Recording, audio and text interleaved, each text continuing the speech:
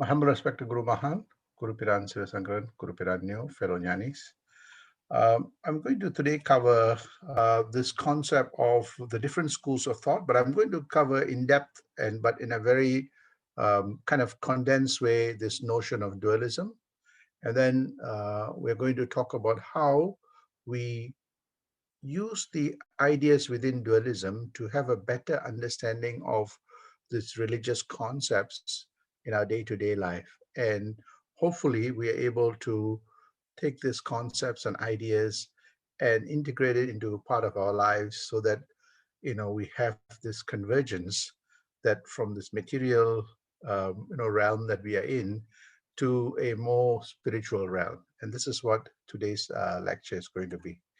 So I'm going to talk about summarizing Swamiji's ideas on dualism, and then I'm going to go into some key framework to give you some ideas on how to bridge the gap between spiritual life or religious life and material life, and how we can unlock the secrets of all the various um, you know schools of thought so that our lives become more richer. We have a little bit more understanding perspectives, and we have a little bit more knowledge to use it in our day-to-day life.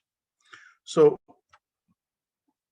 I spoke about dualism, the dualism school of thought, and Mahan speaks about, just to define what dualism is, there are dualism in forms where people have idols, statues, pictures, tombs of very great people. We offer prayers and celebration of festivities. And I mentioned that all these schools of thought emerge as human beings in the early days were like most animals, trying to survive, from the weather, from other animals that want to eat us and harm us. And we also have tribes that fight among each other. So as evolution took place, there was a leap in the human mind, and the human mind started strategizing. They formed tribes. The tribes had values, and things got better in terms of survival skills that they acquired. And as life became more comfortable, I think human beings realized that um, while they have this biology, there is some forces that are beyond their biology that they have no control but has impact on them. And these forces were given various, names, and these supernatural forces became what in all our schools of thought, that these supernatural forces became the gods. And they had, because we did not understand and we knew that they were very powerful. If you look at throughout history, every culture has given names for these forces, and through that emerge various characters and various idols and statues and pictures that represents the forces of nature. And over time, these forces of nature played an important role in instilling greater understanding of the forces of nature and also forces of our own selves. And we realized that there was an interconnection between nature and us. And when times were really good, we gave offerings to the various forces. When times were very difficult, again we intensified our prayers, and hopefully the forces of nature will be a little bit more graceful. And when nature was really good, we celebrated nature. We offered prayers, we had celebrations, festivities, and so on.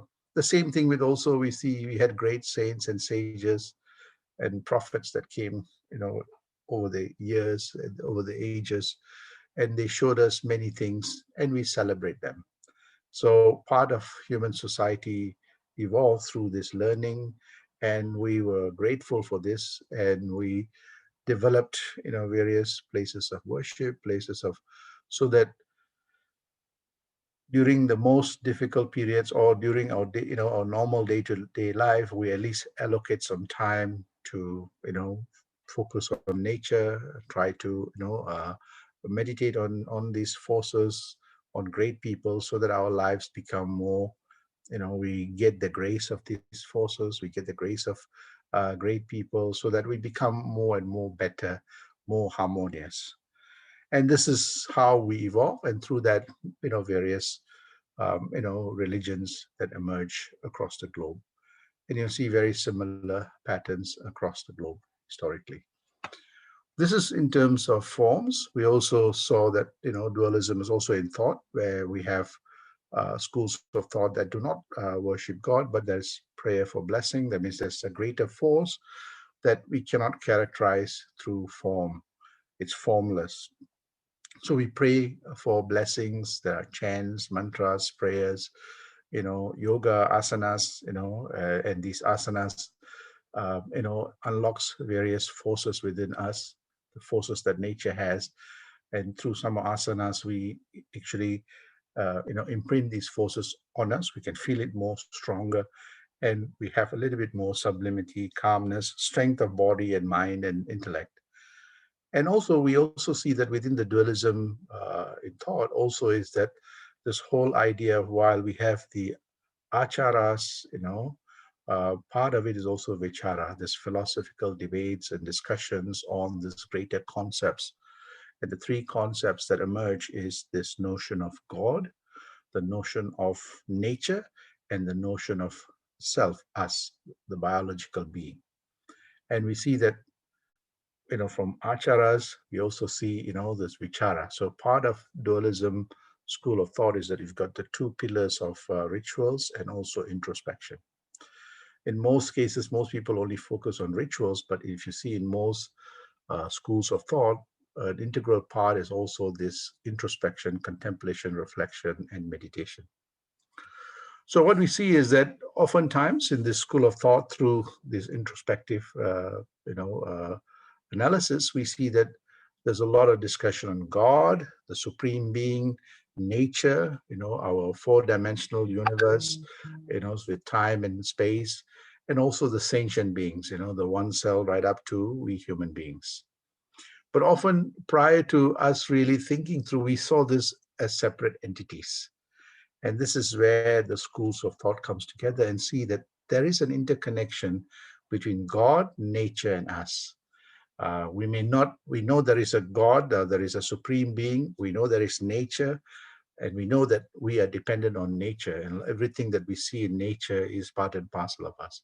So that interconnection is there in this school of thought. But what's really interesting is that there's also this understanding that nature depends on the supreme consciousness, the supreme God. So there is something far greater than nature itself, because that's what gave rise to nature. And nature gives rise to our body, the gross body of everything in this material universe, from these atoms to molecules to everything else, including more complex beings like us.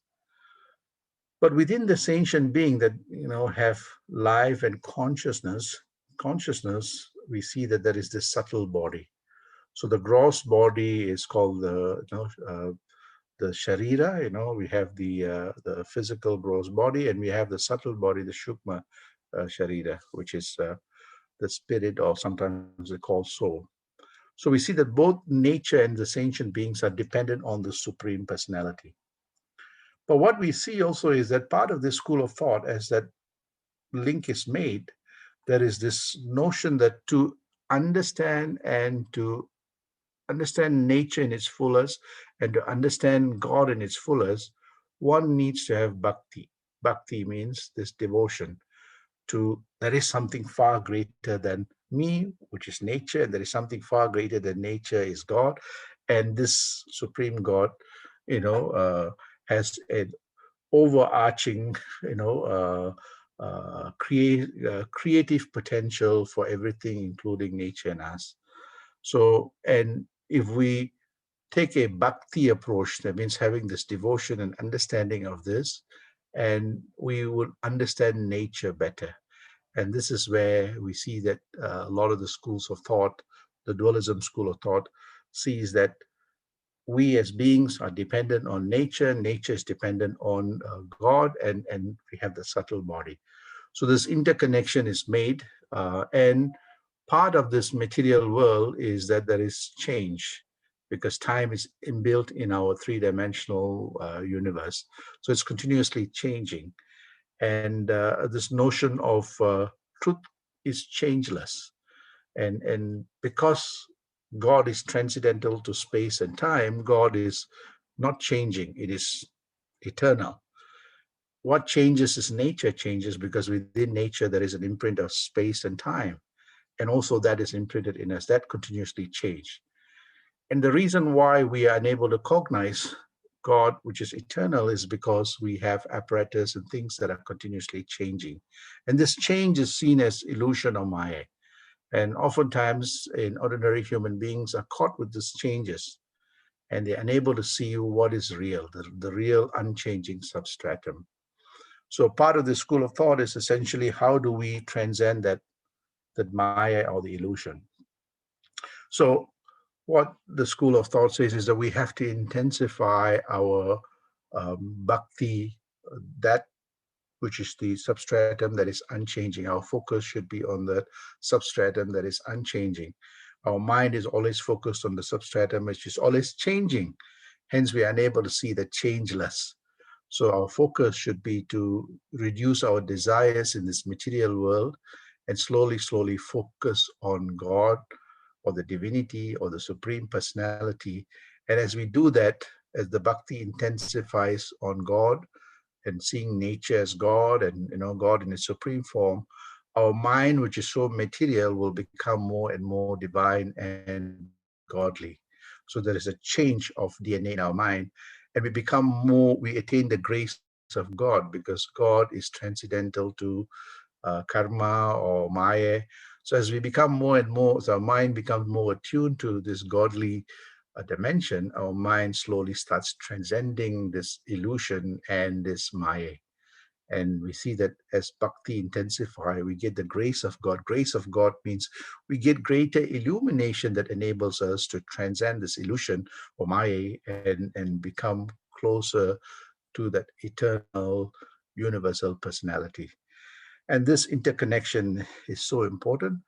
And it says that the strong bond between bhakti and grace of God becomes more intensive, and one attains jnana.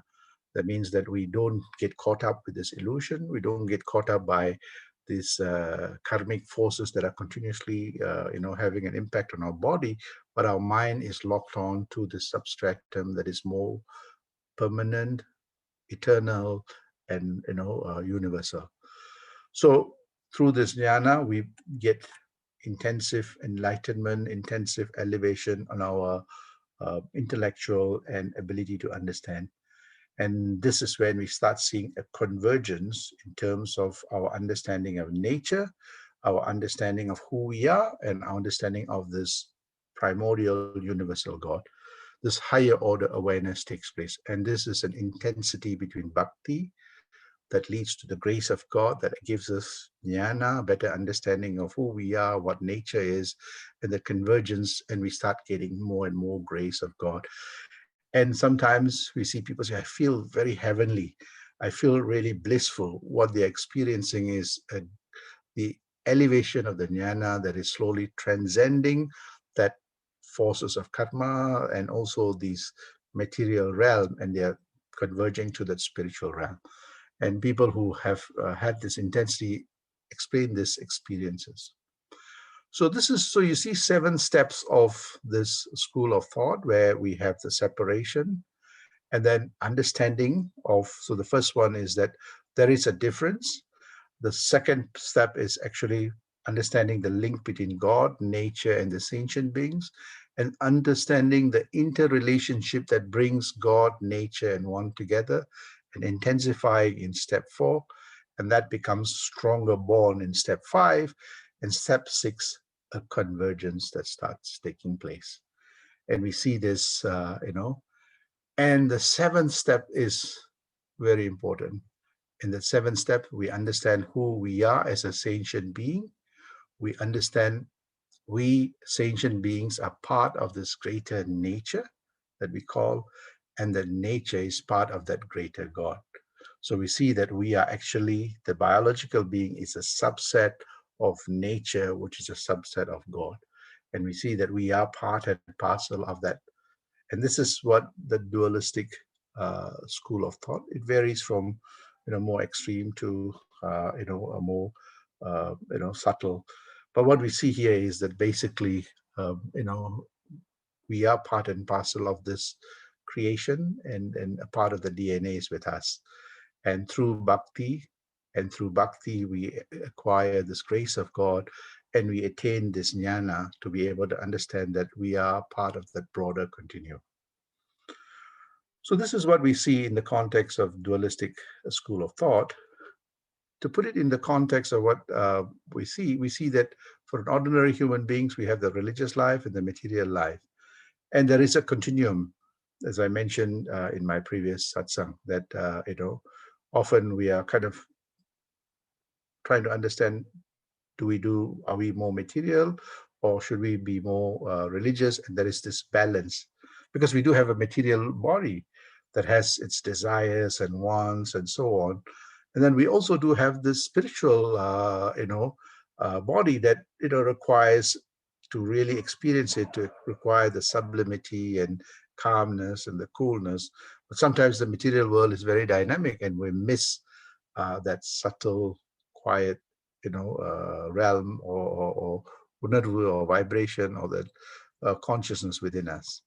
So most of us are somewhere in between. We have, this material life, and also we have that religious, and, the grace of understanding God. And what's really interesting is that if you see at the end, all of us, I think if you look, most of us are material, but we are not 100% material. We know that the material world has a limited shelf life, and there is something that powers it. All of us. So we don't see. So in this one continuum, we see that we don't touch that continuum. There is no zero. Spiritual. All of us have some element. The degrees varies. Similarly, I think for an ordinary human being, there is also this understanding that we don't become God, at least in the extreme dualistic. We get the grace of God, we get the blessings of God, we have a better understanding of God, and we become godly. So this continuum exists in this school of thought. And we see that, oftentimes we are either trade-offing, we have this trade-off between, do we become more material? As we become more material, there's less time for religious things. And similarly, as we do more religious things, we give up our material desires and to get the grace of God. And where is this balance between the two? And this is where, if the introspection, contemplation, reflection, and meditation, for an ordinary person, they see that there is this trade-off. Should I do one? Should I do the other? But true dualistic teaching tells you that you really don't have to give up both, right? It is actually interwoven. And I think the interwoven between material and religious life is really important.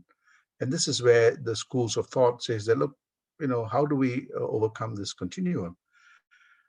This confusion comes because people take it in a very ritualistic way, as opposed to, in a very not in-depth understanding of these religious teachings. And so what often happens is that we tend to see that, there is this, to acquire religious, understanding and spiritual knowledge and grace, we have to give up other things. So there is this, but this trade-off. But what we see here is that if you truly go to the in-depth of all teachings, we see that there is this continuum, that we see that every time we intensify our bhakti, and there is an elevation of our jnana, understanding of nature and God, we see that we move from this plane to a higher level of awareness. We are aware of ourselves as a being, part and parcel of nature, what our gross body and our subtle body is. And we also understand that, we are part of that. As we have that better understanding, the grace of God, our mind also starts, evolving to that higher level. Similarly, as we move on to the next stage, as we push both this material life and spiritual life, or the religious life. So what happens here is that this material life is now started, we start divinizing it. Part of that religious teaching teaches us about how to see everything as, manifestation of God. So that is why in some,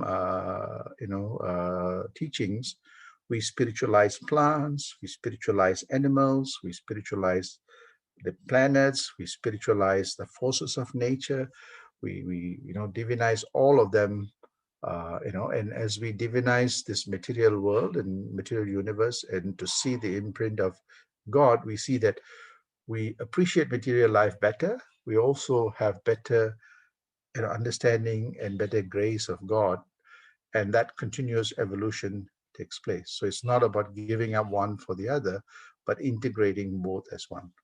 So we see that, we have greater appreciation of nature, the plants and the species in there. And we see that as we have better understanding of our material life and nature, we look after nature. And as we look after nature, we have a little bit more blissful. You spend more time in nature, your mind becomes more calmer, you have a better connection with yourself. When we, don't have good understanding, we neglect nature. And what happens is that we sometimes abuse nature. And when we abuse nature, we see that it ultimately makes our lives, you know, not as comfortable as we want. So we see that when we don't look after nature, when we don't divinize nature, we pollute our rivers, we contaminate our soils, we throw garbage everywhere, and ultimately we see that, we pay the price in terms of global warming, we pay the price in terms of zoonotic diseases and all those things. So we see that our material life must be divinized so that we're able to see the grace of God in our material life. And that's what the essence of all religious teachings are, is to be able to unify the two. And this is what we need. To do that, we need to transform acharas into rituals. For the rituals into vichara, that means, introspection, contemplation, reflection, meditation. Every achara has a deep meaning. And this is what all of us need to endeavor, that what is this ritual teaching us? What is it? How can we benefit from this ritual? What is the direction that it's pointing to? You see? So, and this is where one needs to, have that bhakti, that this must be written by great people, thinkers. There must be a reason for this. I may not understand this. Let me put all my intelligence to introspect, contemplate, reflect, and meditate upon it. And you see that the answer will be revealed to you. It is something to do with keeping the body healthy, the mind healthy, the intellect healthy, and to be connected. You see? So, and we see that it enables us to unify both, divinize our lives, and grace of God is felt as we divinize our lives, the things around us. We see that the grace of God is felt in every facet of our lives. You see, and we start seeing that convergence, as I told you earlier, that convergence starts taking place. And we see that, this has happened to many, many masters, including Mahan. Mahan in his early days also was very religious, but over time, when he intensified, the truth was revealed to him. He was able to acquire the truth much more easily, and he was able to unify the two. So, and this is what Mahan says: know your religious teachings very well, and the truth will be revealed, as I mentioned earlier. And if you look at every scripture, every master that has walked upon, they're all speaking about this universal truth: divinize our lives, divinize our desires, and see God in everything that we do, from our thoughts to our interactions and you start seeing our speeches will become more and more divine, our actions will become more and more divine, and slowly we start seeing that we are stepping into the realm of this divinity. And this is what I mentioned the last time, that the dualistic school of thought sees multiple rivers, but at least if you see from the ritualistic perspective, the form may be very different. But when you go into the vichara perspective, you see that the essence is the same. Everybody is speaking about the same universal God, Some may be characterizing with form, but the essence is that formless universal, substratum. Others may have a different way of characterizing this. Ultimately, whatever the shape or the color of the river, all of them goes to the same ocean and lose their form, color, and everything else, and ultimately becomes that universal. In that same way, we see that the essence of all teachings and all masters, though different times and different places, ultimately they all come back to the same.